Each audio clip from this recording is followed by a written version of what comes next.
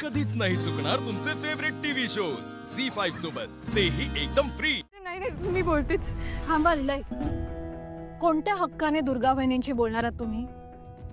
त्यांच्यावर ही जी वेळ आली आहे ना, ती तुमच्यामुळे आली आहे. बिचारे, दुःखाने काय अवस्था झाली माहितीये तुम्हाला?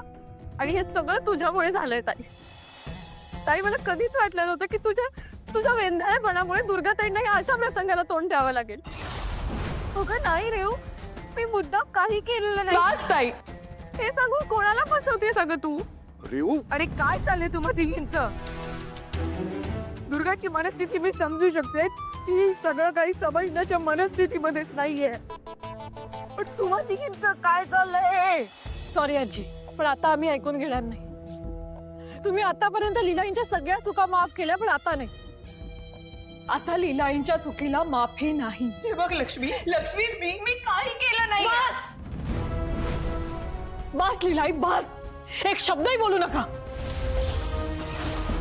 दुर्गा वहिनींचं बाळ तुमच्यामुळे गेलं आणि हेच सत्य आहे. त्यांच्या सुखाला नजर लावली तुम्ही. त्यांचं सुख बघवलं नाही ना तुम्हाला, म्हणून केलं ना हे. ताई, मला कधीच वाटलं नव्हतं की तू हे असं वागशील. बस बस बस, मी खरंच काहीच केलं नाही. माझी काहीच चूक नाहीये. मी फक्त दुर्गाला वरनं खाली आणत होते. मी खरंच काहीच केलं नाही, काहीच केलं नाही. खरंच नाही. लीला, शांत राहा. तू शांत राहा आधी. तू अजिबात रडायचं नाही. मला माहितीये ना तुझी चूक नाहीये. शांत राहा, रडू नकोस.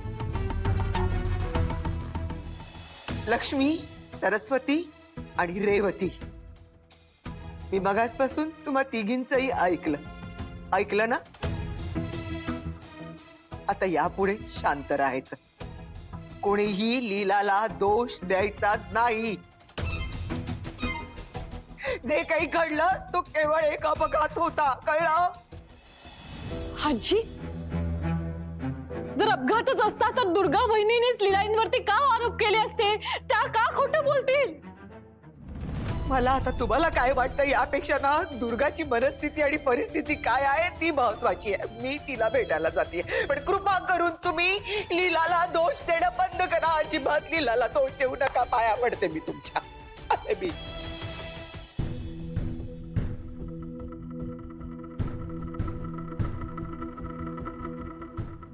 कुठे चाललात तुम्ही?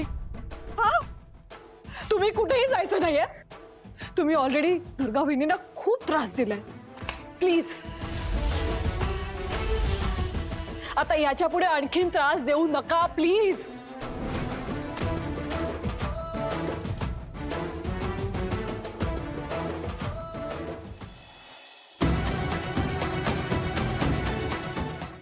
झी5 ॲप डाउनलोड करा आणि पहा सर्व एपिसोड्स एकदम फ्री.